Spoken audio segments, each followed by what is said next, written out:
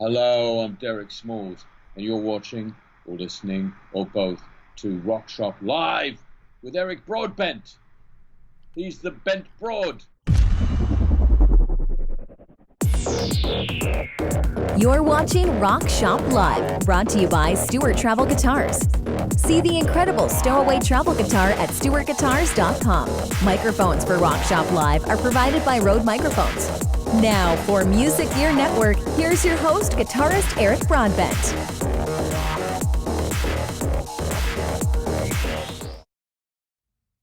Hey everyone, a safe and happy Friday evening to you all. Welcome to Rock Shop. We are live once again, and we hope everyone is well and enjoying this beautiful weekend as a kickoff here. And we're very happy to have a guest this evening, kind of kicking off a follow-up to a back-to-back week of people working in film and the score side of the films that we love, TV shows that we love, binge watching everything that we can.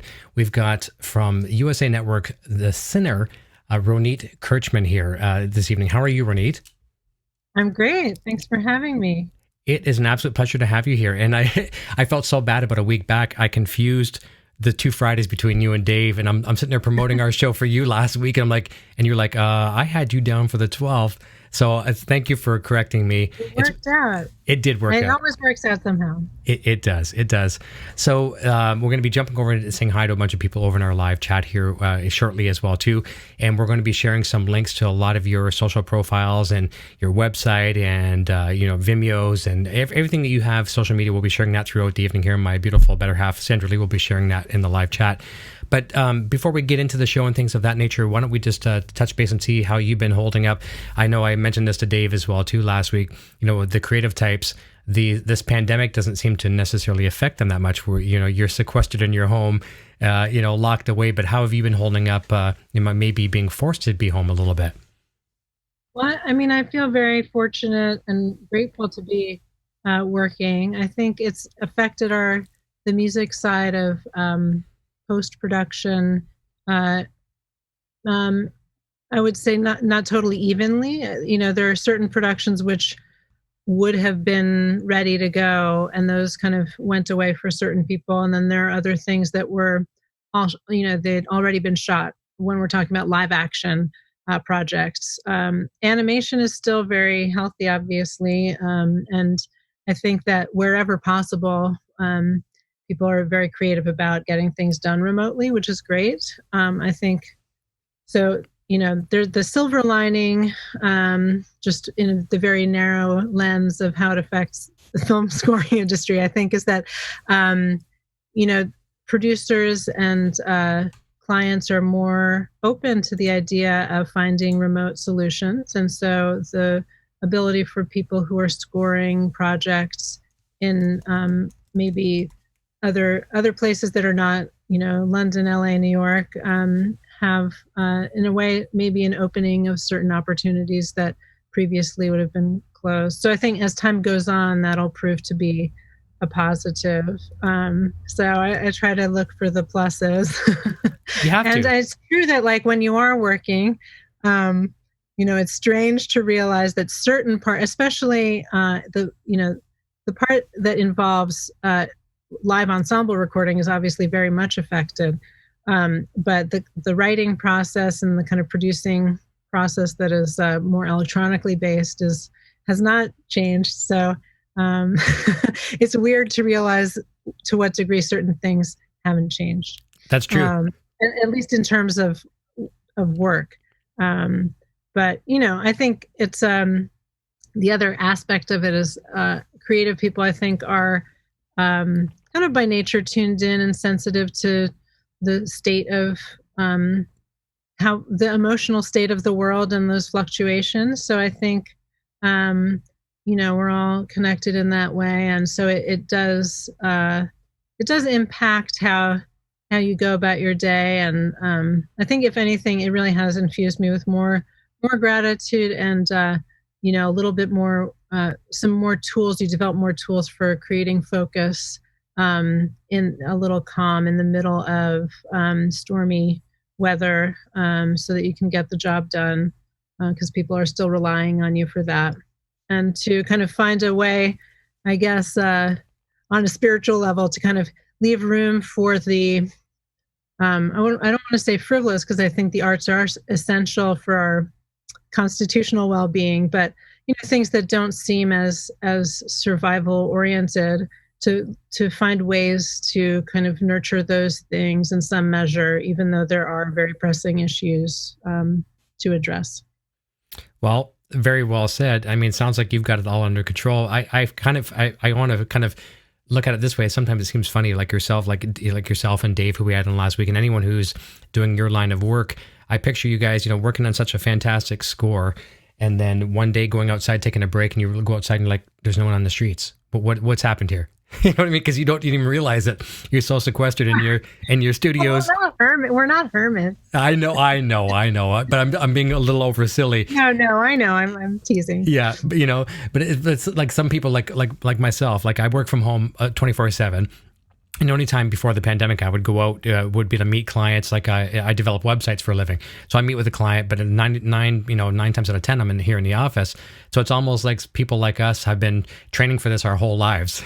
We've got the boot camp training and everything to be prepared for this. So it's not really different for a lot of people, and for other people, it's extremely different. So however it works out for you at home, when I say for you at home, for the people watching this, more power to you, and we'll get through this together for sure. But in a few moments, we're going to jump over and say hi to some people in the chat. But as we kind of introduce you to some of our guests that maybe aren't aware of your work, maybe we can start with a little bit of backstory. So I understand you started very, very young, and if I'm correct, at the age of 4, and was violin the first instrument that you gravitated towards? Yes, not counting voice, right? That's right. The first, of course, all of us. But yeah, I had a really so I hear from my parents, very strong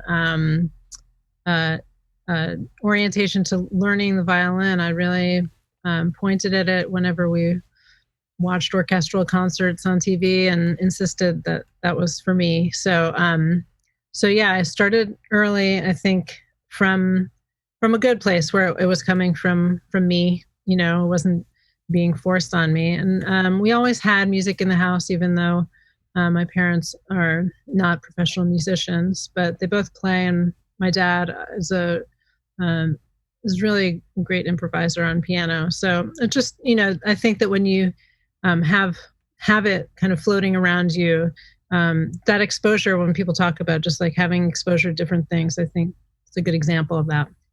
And I started, my training was largely classical. String training in general is weighted that way. But I think, again, just part of it is temperament, right? I think I always gravitated toward forms. I love the technical training aspect of classical music, and just organizationally, like the macro literary approach to form, I think is a useful reference point.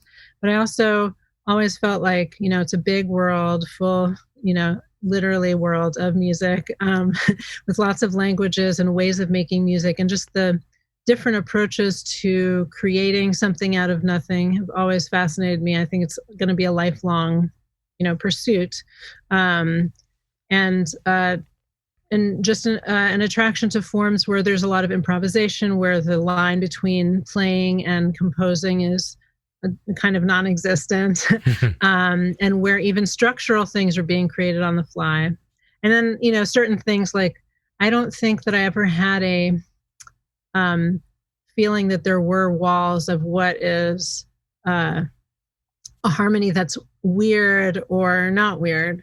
I totally got, as a songwriter, I get the tension, release, building, contracting, expanding, all the, things that guide our choice of progressions. But I've always also been interested in kind of oblique harmonic choices, which kind of open up other kind of areas that you can explore, which has been very helpful for film scoring, because I think one of the keys there, just harmonically, is finding ways to follow a story that don't kind of tap into the hardwiring of song structure.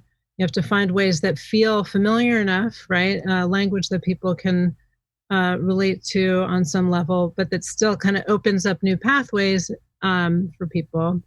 And also I remember being, from a young age, like if you put on classical music station when I was growing up, like after 9 p.m. or so, it would always be, more far out stuff and 12 tone. And, I was always like, leave it on, don't change. Nice. So like the kind of noise and dissonance to me felt like part of the fabric rather than alien or other. So I think as I continued to, on some level, I guess, like even as a kid, I was very proactive about, areas of music that I was interested in that weren't reflected in my formal training. So I got into synths early and started improvising really early with whoever I could grab who seemed like they would be up for it.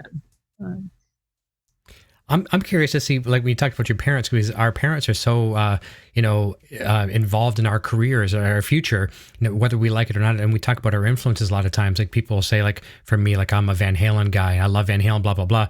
But there's influences long before I thought were my influences, what I was listening to 24/7 from my parents. What were your parents? What were your parents playing on the? I'm assuming back in the day, records and 8-tracks and maybe cassettes eventually. But what were you hearing? I wasn't in the 8-track era, but I was in the cassette era. Okay. I know you're younger than me. And I'm certainly not trying to date you by any means. No.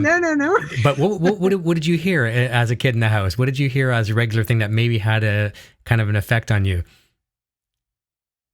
I think I did hear a lot of classical music for sure.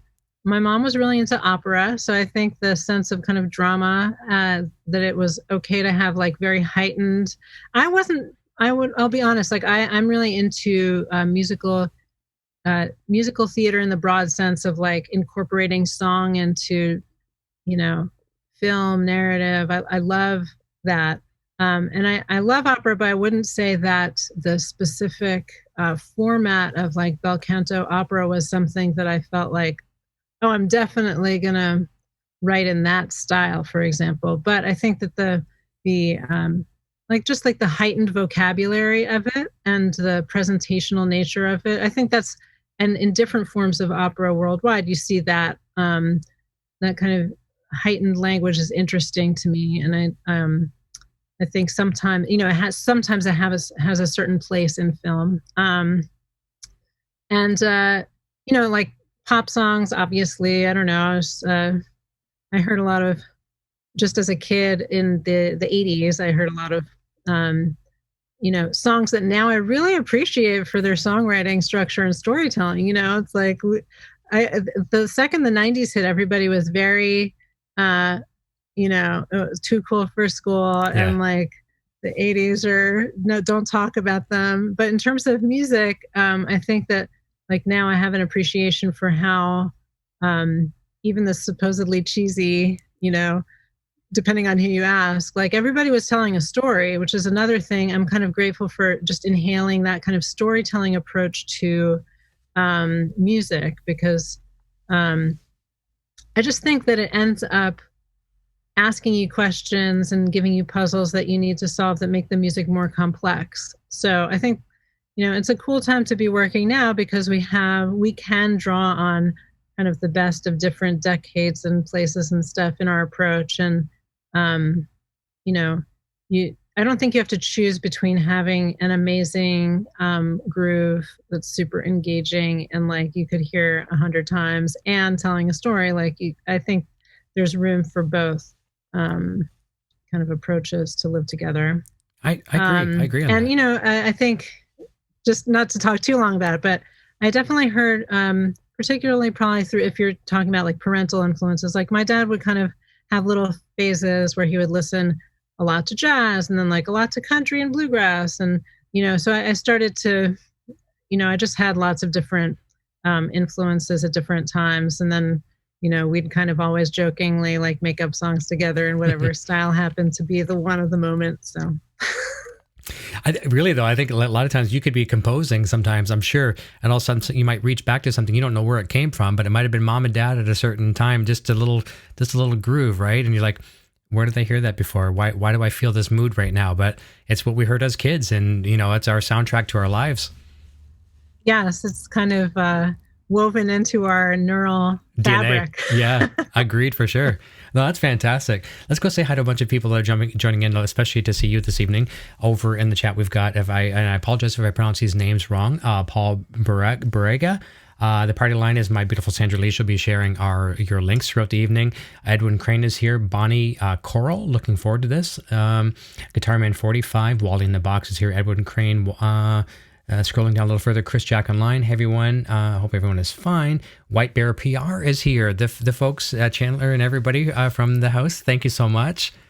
Great team you have there. Yes, totally. People who love music and the art form of film scoring. Yes, they always represent. something to celebrate. They represent quite a few people in the industry, don't they? Oh yeah, Emmy and Oscar winners, and I think they have a very creative approach to just kind of having composers be able to share some of their thoughts in formats other than the score itself, which is a real treat. Like conversing with you. Well, it worked out great, reaching out to those guys. They've been really, really good to us, and we're very fortunate as well, too. Brad Miller is here as well, too. Ladybug is here. Dale Palmer. So as we wait for more questions to come in from actually, there might have been a question from Bonnie. Okay, this is a good question from Bonnie. Do you write directly in your DAW or hand notate first during your creative process? And addendum to that, what career steps would you recommend an aspiring film composer take? Okay, great. So when I'm writing a score, let's kind of answer the first question from the lens of writing a score. So I would say that it has varied per project. The majority of the time, I will develop the composition within my DAW, but I'm often, when I take notes, sometimes it's on paper. When I'm developing themes and starting to kind of create the palette of material, I also I'll often sing a note or a rhythm or a phrase or even a full theme into a voice recorder. Just because one thing I like to do when I'm scoring a project is to immerse in that world and have. Sometimes you might be taking a walk or in your car and an idea comes to you and in my experience, sometimes you think you're going to remember and you don't. So I just, whatever I have, I jot it down or I sing it or whatever. And I have it later to bring back. Full orchestrations and stuff I tend to do on the computer because I like, and occasionally I'll do that's in Sibelius. But for the most part, when I'm scoring, I score to picture, and a lot of my collaborators have asked me on board partially to bring some of my sound design sensibilities there. So especially in the case of a hybrid score, I will often score to picture so that I can then the work that you've done is there and it's ready. And I think that because of the technology and the way now, obviously everybody is scoring directly to a QuickTime, the level of precision of how you're hitting or not hitting is something everybody's incredibly attuned to, not the composers, obviously, but also the showrunners and directors and producers. So that precision, and sometimes I find that some of the harmonic solutions and really hardcore writing solutions that I'm coming up with are in a scoring context related to how I'm interacting with picture. So I'm very interested in staying nimble and not having a set mode necessarily where I always have to do things in a certain order. Sometimes for the Sinner Season 3, for example, I did kind of pretty much away from picture create long themes, which then I brought back in and found how they wanted to live within a certain scene, right? So it's kind of like a write, and in a way, sometimes using audio straight from recording sessions, and sometimes being like, this theme wants to live here, but it needs to be kind of written and re-recorded, and you the nice thing about a series is it gives you a little, ideally, and I think we were able to achieve this, a little bit of a process where you can develop things differently. It's kind of an amazing laboratory for thematic development and recording, because we had several recording sessions, and certain things are cues to picture, some things are thematic things that either then I'd pull stems from and process, or use as is, or realize that I needed, once I got the next episode, I was like, okay, this theme we're going to re-record in this way. So it's actually very exciting to have a bigger stretch of time within which to develop themes. And I think that the chicken or egg thing becomes a network of different starting points, which in a feedback loop. So that's kind of the rough answer to the first question. And then career steps, I think it depends on where you are in your educational training. And I also think it doesn't, I don't necessarily think that there's a point which is like too late either to start, because, some people kind of end up being involved in film scoring after a while, and usually in a different area of music. Mm-hmm. But I think, for somebody on a more traditional path where they're going to college and master's or somewhere where they still have a degree left to do, I think it depends on the person. I did not go to grad school for film scoring in particular. I went to grad school at Cal Arts for composition and new media, which meant that I did a lot of programming and kind of lower level programming, like in other languages, and interactive stuff and algorithmic stuff, which I just did because I really was passionate about that area of learning, and felt I had spent time in between college and grad school scoring theater productions, which were immersive. And so that was a blend of composition, sound design, sometimes writing songs as well. And I felt very comfortable in that collaborative environment, narrative environment. I think, I'm not sure, but I think that probably my activities, I'm also a visual artist and a writer. And so the idea of combining forms and exploring how they interact felt very comfortable to me and kind of reflected the way I think about things. So since I knew that collaborating felt good, when I went to grad school, I was like, I'm going to dive deep into my musical interests and my technology interests and my world music interests, go somewhere which has all those things, and I'm not going to worry about scoring. And so I did have to be very proactive about creating my kind of scoring opportunities in the beginning. One good place to start for anybody is seeking out young directors who are even doing student films. That can be, some student films are really great. Mm-hmm. Some of those people go on to be amazing filmmakers. And there are a lot of development programs. There's the SCL, there's the AWFC, there is BMI has a lot of amazing programs for those who are farther along in their musical journey. I really highly recommend applying to the Sundance Fellowship. I went there as a fellow, and it was an amazing experience. ASCAP has a scoring workshop, and there are many. I would look up, if you're not going to be in a degree program, or even if you are in a degree program, then you even have a little boost, looking for what film scoring oriented career development programs are being offered that you can apply for. You want to build your reel. You want to watch a lot of films and learn from those approaches, even if they're things you don't want to do. And I was going to say one other thing that slipped my mind.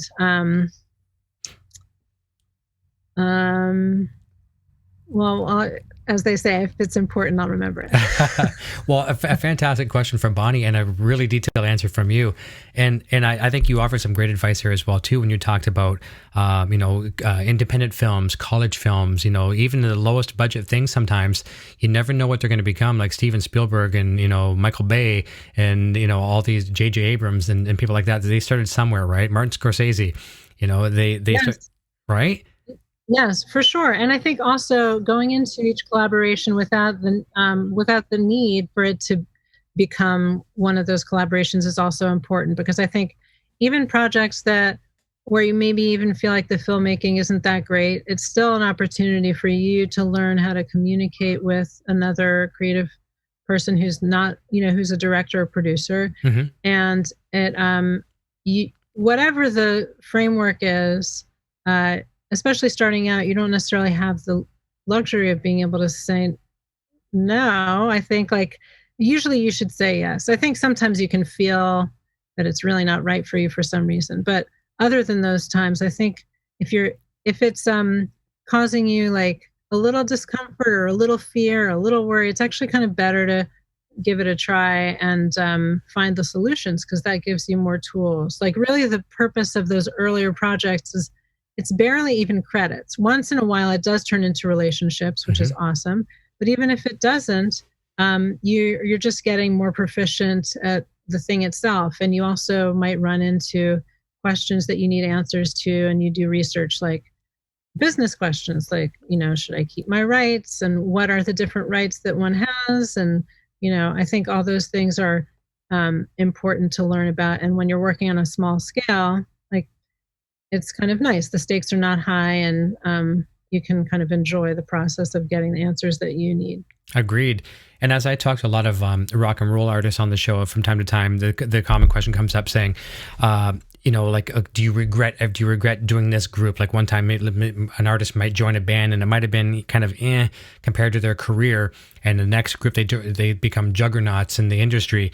And it's like, no, the answer is, if I regretted what I did, I would have been kind of selling myself out at the moment, So, if your heart's in it, you say yes.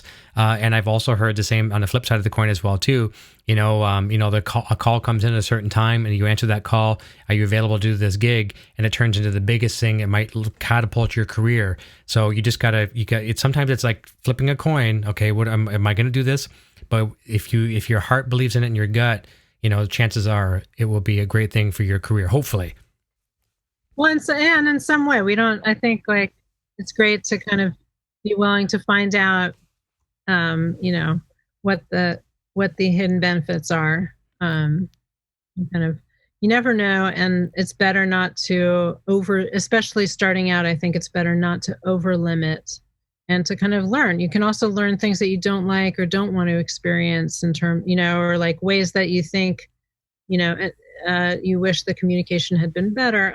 There's so many things you can learn. And I think when that's the way you look at it, there are very few, at least fewer regrets. Mm-hmm. And on the flip side of that as well, too, think of it this way, too. For someone like yourself to go back way back in your career, or someone just getting into it now that may be very talented, and maybe they look at a project and they think, well, that's kind of like lower budget than what I'm used to working with, but maybe you want to do a favor. It's a friend and you want to help them out. You, in turn, the composer, the person who's working on the score, can assist them in bringing their career up. And I read something online today.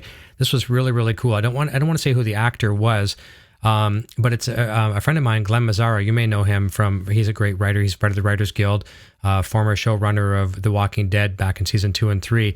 And he's a real advocate for women writers. He's a real advocate for, multinational people and being accepted in the Writers Guild, being paid the same, all that kind of stuff. But there was a particular actor and a writer that put something on Twitter saying it was a big thing, saying, no, I will not read your script, and went off on this long rant why I'm not going to read your script. I've got a pile of scripts over here from my friends. I've got a pile of scripts over here from work and stuff like that, and I just won't read your script. And Glenn had mentioned, he goes, I don't like this article by any means. And he reads scripts. If someone sends him a script, he'll read it. And if he has an opportunity to help somebody, he'll do that. And I really enjoyed the tweet he said.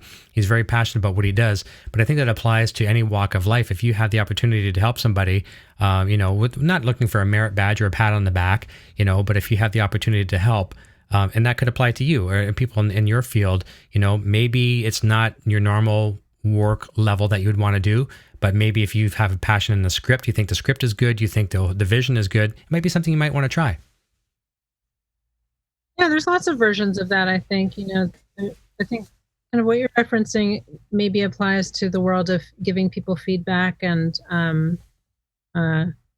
wise counsel or whatever. And then, in terms of the framework of a project, yeah, there are a lot of reasons why one might be drawn to something. And very, very, the super A-list of composers, you always hear that there are smaller projects that they're taking on. I mean, usually it's because there's something of artistic value that's resonating with them. So, on that's kind of a discussion about, does the scale of a project really reflect its aesthetic value? And obviously, there are some amazing projects made for very small budgets. And sometimes when somebody very, very busy and as a composer who works on very lucrative projects, there might be a reason why somebody like that would want to,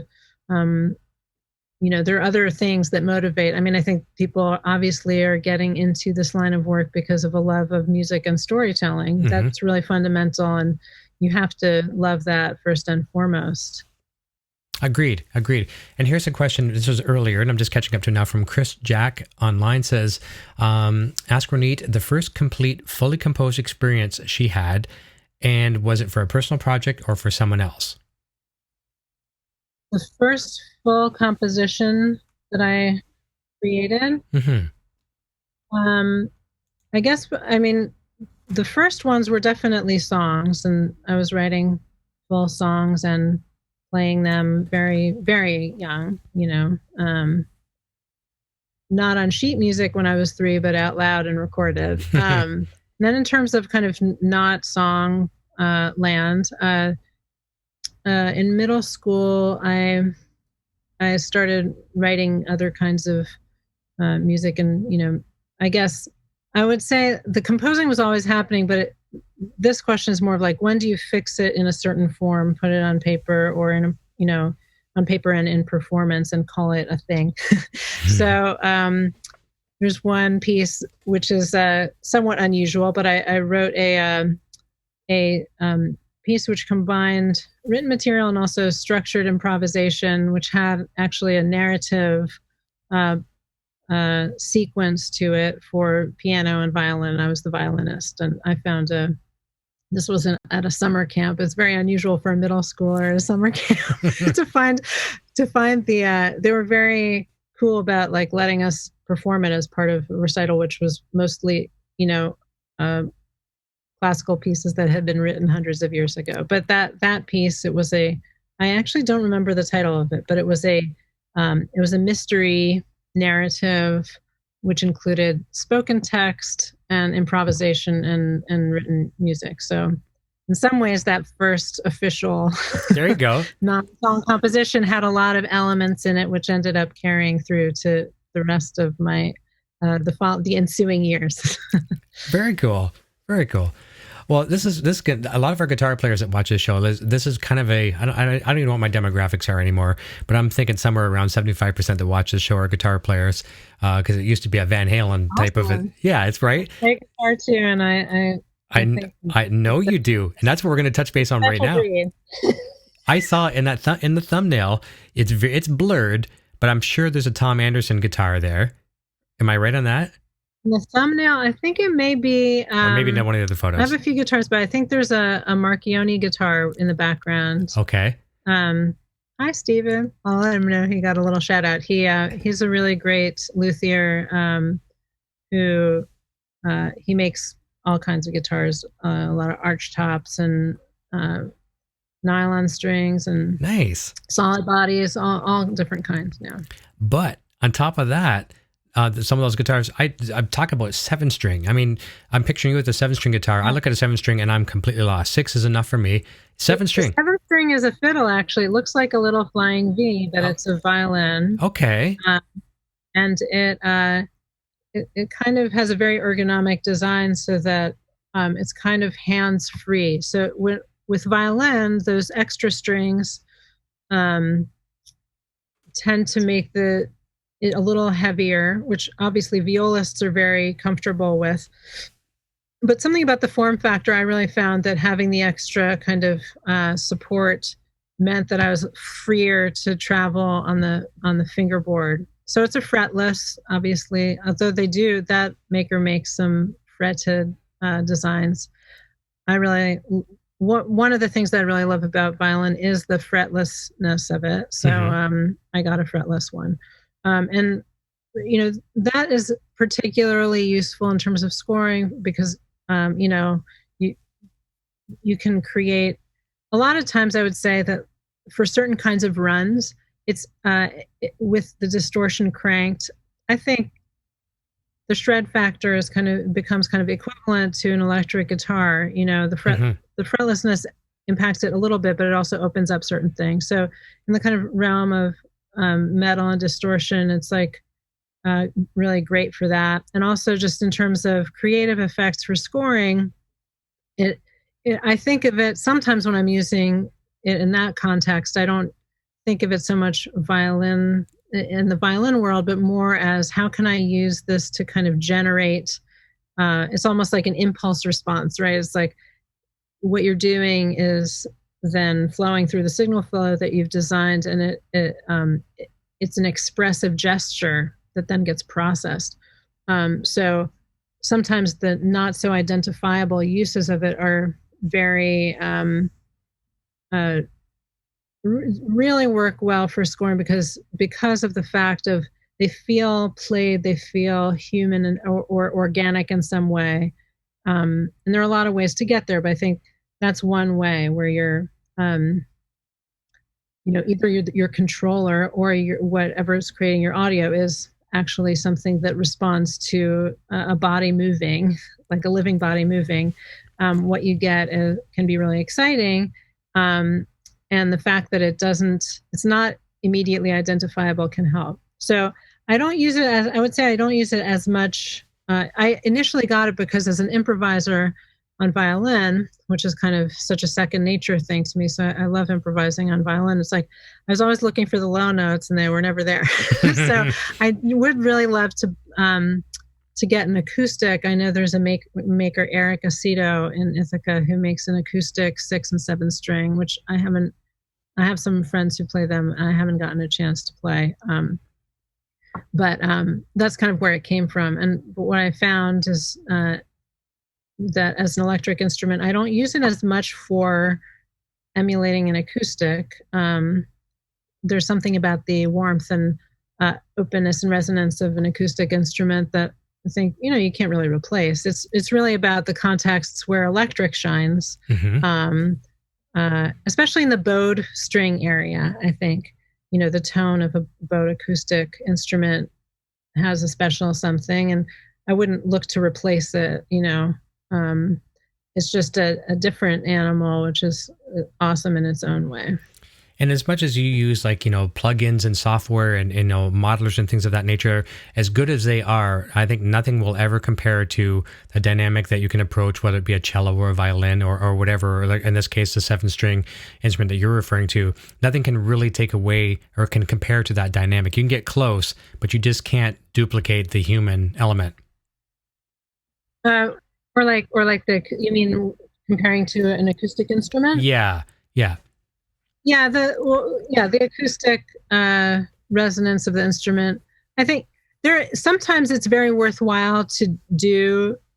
When I'm using it in a more lyrical context in a recording, I definitely will go the full way in processing and sweetening the sound so that it sounds really good. Hopefully. But I think it does help to have that attitude of like, well, you have to be, honest with yourself about the piece and what it requires. So if if that line should be played by an acoustic instrument, then there's no reason to strong arm it into some other, Right. Finding the right tool for the right application, I think, is really important. And then, conversely, in a kind of creative experimental way, I'm really interested in how, the shared language and how sometimes when you're playing an acoustic instrument, you're influenced by all the technology that you use. And so There's ways of playing that are, I find, like, you can be influenced by delay. Like, you can bring some of the sensibility of electronics to your acoustic playing. That actually is probably more fruitful in some ways. What you can bring back from your technology journeys to your relationship with your acoustic instrument, I think, is endless and fascinating. And that doesn't ever feel like, oh, I should just pick up the other thing. That's its own little activity, which I think is very worthwhile. Agreed. And people also as well too tuning in that are normally fans here of guitar, they will also appreciate. So I went some deep diving.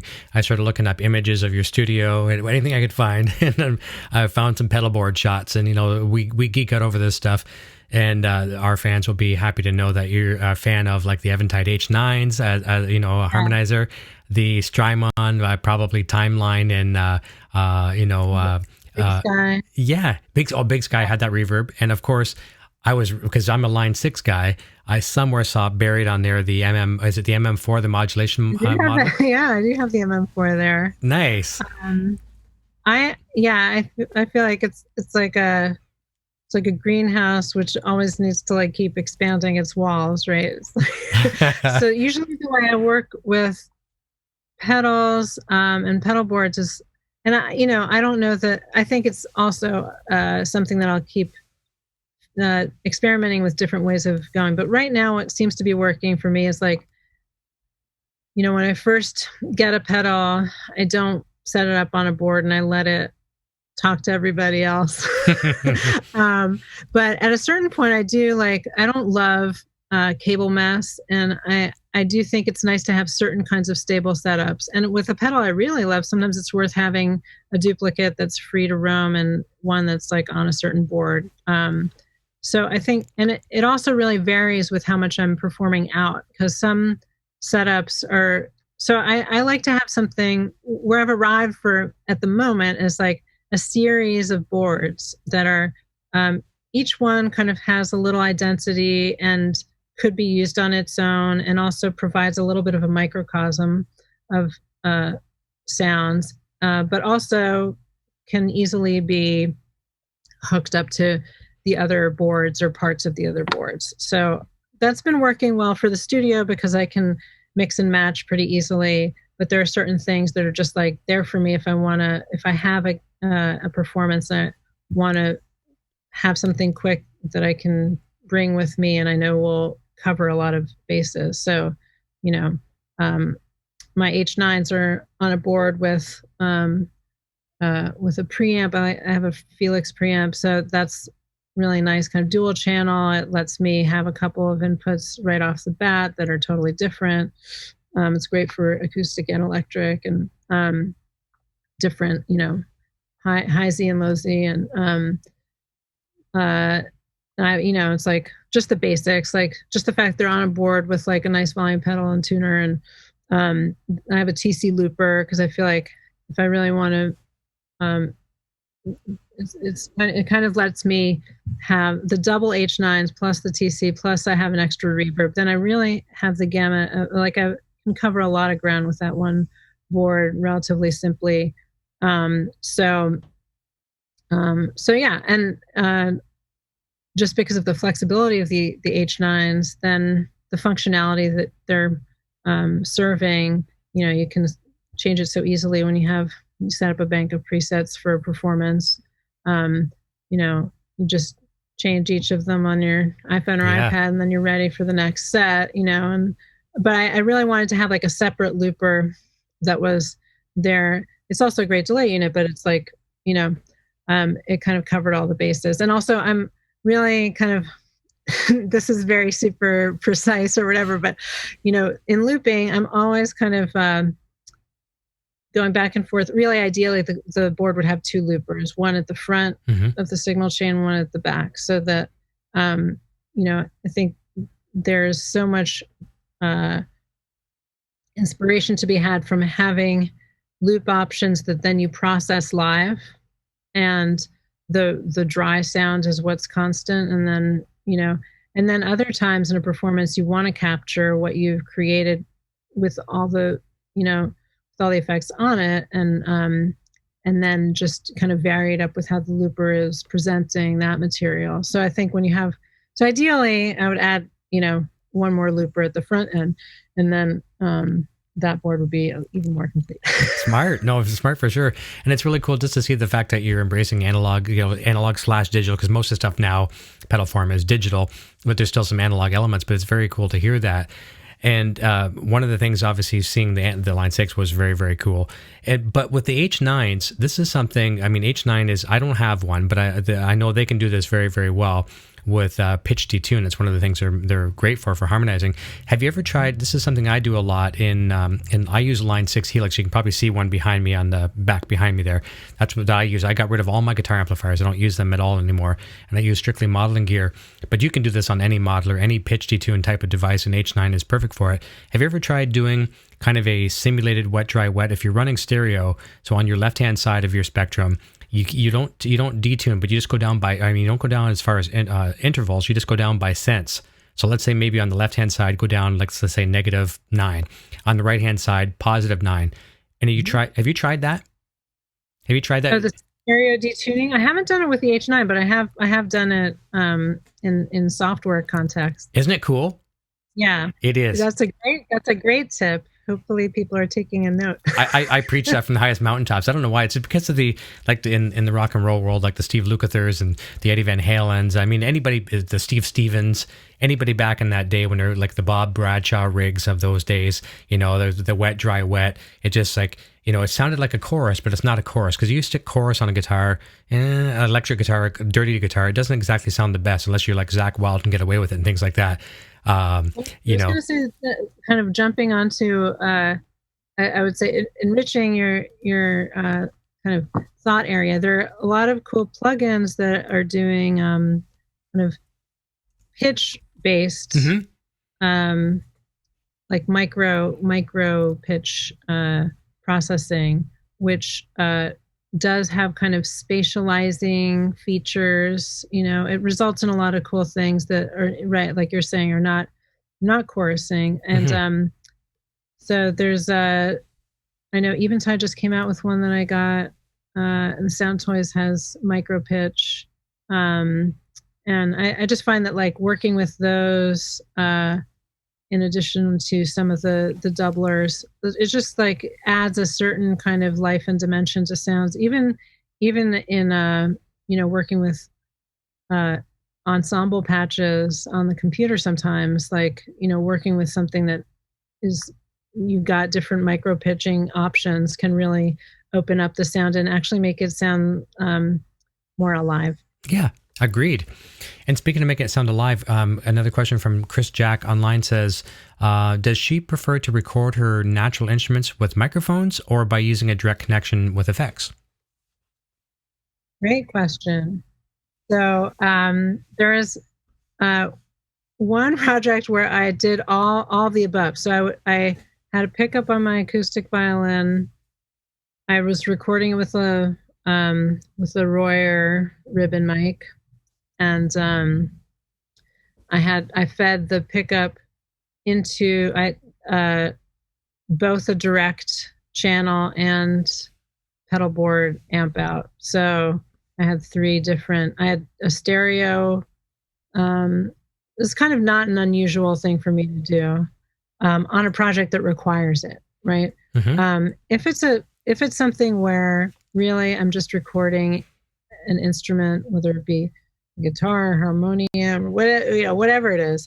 If I'm not going to really be doing effects processing on the way in, if I'm going to be processing it just in the computer or afterward reamping, then I, obviously don't need that, and I might not go the pickup route either, because unless I've found that the particular effect I think I'm going to be applying later works well with the direct pickup sound for some reason. So I try to make, especially when scoring, I try to keep my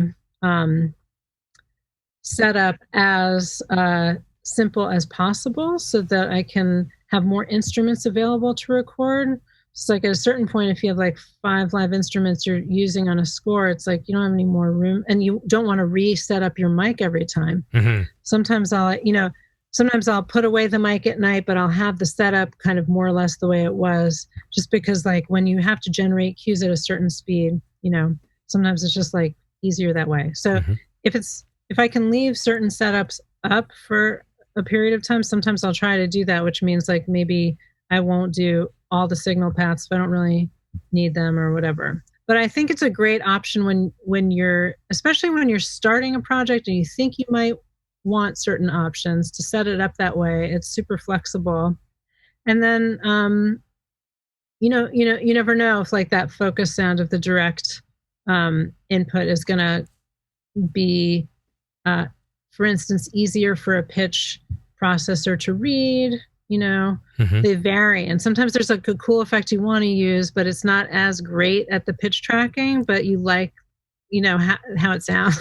Yeah. So, it's a good question. And I just try to be efficient and think ahead a little bit so that I'm not needlessly kind of creating work for myself, I guess. Exactly. Yeah. Keep that workflow, as simple as possible, because time is money for sure. But obviously the quality has to be there. But a good question from Chris. And we're about 7 minutes away from the top of the hour. So I want to make sure we wrap up on time for you. And we barely touch base on the center, which is horrible. But at the same time, too, it's kind of cool because you talk about it, to death for sure. But I'm going to just touch base. To talk about other stuff too. It's great. It's great, right? But this is one thing I make very, very honest with every one of my guests. I never profess to know everything about my guests, and I didn't know anything about the center. I hadn't seen it. I may have seen the name. And I'm surprised I hadn't, because I like Bill Pullman a lot as an actor. I really do. I've liked his whole career. I just did not know about the center. When the pandemic started, I started binge watching all these shows like the Ozarks, whatever, and all that stuff, all kinds of great stuff. And then, speaking with the folks at your White Bear there, talking about Sinner, I was like, what's the Sinner about? So I binge watch it. And unlike having Dave on the show last week, I watched Breaking Bad like religiously through and through and through. I watched Better Call Saul and El Camino, and I knew the dialogue. But because you were coming on the show and it was a brand new show for me, I went into it to kind of, it may sound silly, but I wanted to kind of put blinders on and go into it listening to the music and discover the visual and the storytelling, behind the scenes. So I went in with the ears first, and it drew me in right away. And as I tweeted on social media there, on Twitter there, and you saw some of my posts, how it just drew me in right away. It was the music that drew me in.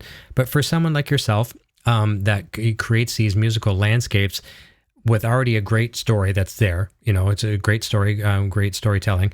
How do you contribute without stepping on the toes of something that's so great? And sometimes where there's lack of dialogue, when you contribute more than what's being said on screen, there's a kind of a juggling act. How do you do that?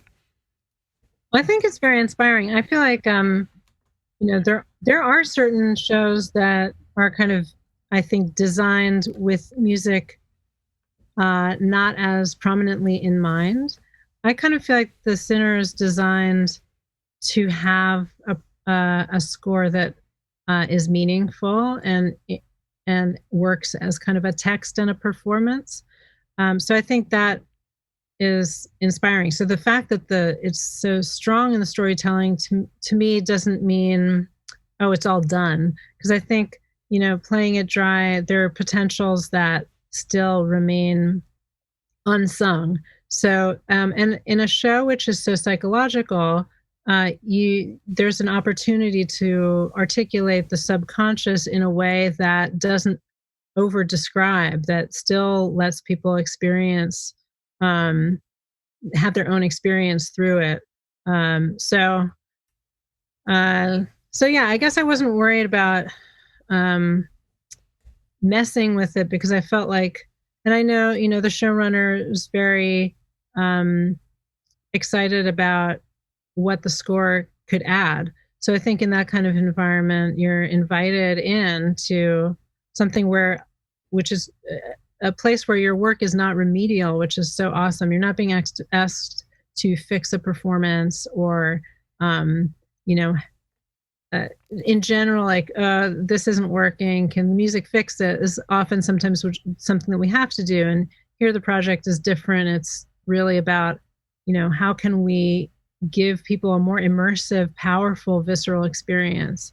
So that really opens up the doors to a lot of cool exploration. And, the fact that also I think the environment was one in which there's a desire for something to sound refreshing and new, not expected, so that in a way, like that kind of framing with the score helps people to experience the show not as a typical procedural, which I think sometimes when people see a cop as a character, they go into a certain habit. So the score is a way of opening people's minds to hopefully a more thrilling experience watching it.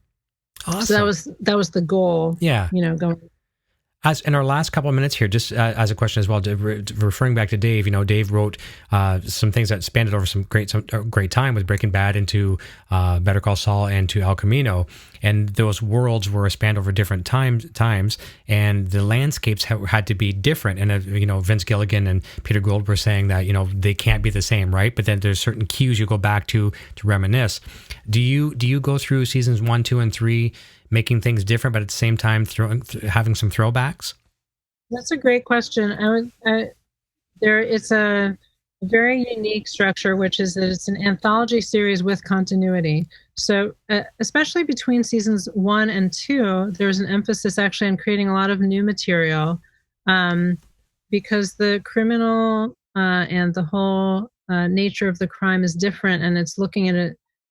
But however, we don't want it to feel like an unrelated universe. So the thread of continuity, for the most part, is the detective that Bill Pullman plays. And so some of the palette and themes that he has were kind of the kernels that I would develop. But the idea is that there's nothing static. We did not really do just copy paste of cues. And that usually doesn't happen between episodes either, because the psychology is always mutating and morphing. So, I would say season 1 to season 2, there's almost a complete change in the amount of thematic material or the content of it, with an attention to kind of continuity of palette and choosing a few key moments where we wanted to bring back Ambrose's themes more directly. In season 3, I think that there was a kind of exciting opportunity to take certain themes that had been lesser emphasized in season 2 or 1 and kind of give them new life and a new direction in this context. And so it became more about and there was a ton of new material as well. But I think that that's one of the exciting things about the long scale of working on the series, is that you kind of see how you can recombine things and recontextualize things. So it starts to feel like a universe, but with a lot of articulation and new material, always new material as well. Nice. Well, it always gives you that sense of home as well, too. So if you're maybe you caught 2 episodes in season 1 and you're tuning in and you're going to binge watch half of season 2, you still feel like you're watching, you have the similarity and that comfort zone that it's your music. Hopefully you feel like it's the same universe. Yeah. Although I wouldn't recommend stopping and starting in between seasons like that, because I think each season is kind of its own little journey that is worth going on. Might be a little confusing to jump back and forth. What happened to me is I don't know what happened. I watched it on Netflix, and they don't have season 3 on Netflix yet, but I watched season 2 first because I went into it not knowing a thing. So I watched season 2 first and then season 1. But I mean, I don't think it messed me up because I watched all of it. It was very, very cool. A little different, I think, than maybe the way it was meant to be watched, but it was still enjoyable to watch that way. And it's just, I was upset, but what could I do? I'd already watched it, right? So, you watched season 2 first. Got it. Yeah. Well, at least you watched the full season, though. So yeah, no, I got it all. Well, listen, we're right on the hour. There's so much more we can talk about. I'm going to extend an open invitation to have you come back. We can talk more throughout the year, maybe when we're back to somewhat normal for sure. But it's been an absolute pleasure to have you here. I hope you had a fun evening as well. But just learning so much. Oh, yeah. and talking guitar and gear and scoring and these things that we watch on TV every week, no matter what the show is. You know, the score is a character on the screen, on the big screen, whether, you know, people want to admit it or not. Sometimes it's more important than what is happening on the screen. So thanks to you and the creative people out there that make these visual, sort of as audible landscapes for us, you know, which is visual too. If you close your eyes or you vision it, right? And it's great to have. It's an aesthetic experience. Yes, for sure. It's been an absolute pleasure. I hope you have a fantastic and safe weekend. Don't go away. I'll say goodbye to you off the air and everybody watching. We hope you have a safe weekend. I think it's Father's Day this weekend, so happy Father's Day to all the fathers out there. Next weekend. Is it next weekend? Yeah. Is it next weekend? Then you know what? And I took a week. I wonder if I even have a show on Sunday now. I might have a show on Sunday. I don't know. Whatever. It doesn't matter. We'll figure that out. But I'll say goodbye to you off there. Everyone have a safe and fun weekend. And we will see you next time right here on the show. And until then, cheers. Hey, you're still here? Eric Jr. here, reminding you to check out our full lineup of quality merch. Available right now in the Broadstash Boutique. Quality products and fast shipping. Visit broadstash.com today. Video production services for Rock Shop Live are provided by Design 39 Media. Visit design39media.com for all your website, photography, and video production needs. Microphones for Rock Shop Live are provided by Rode Microphones.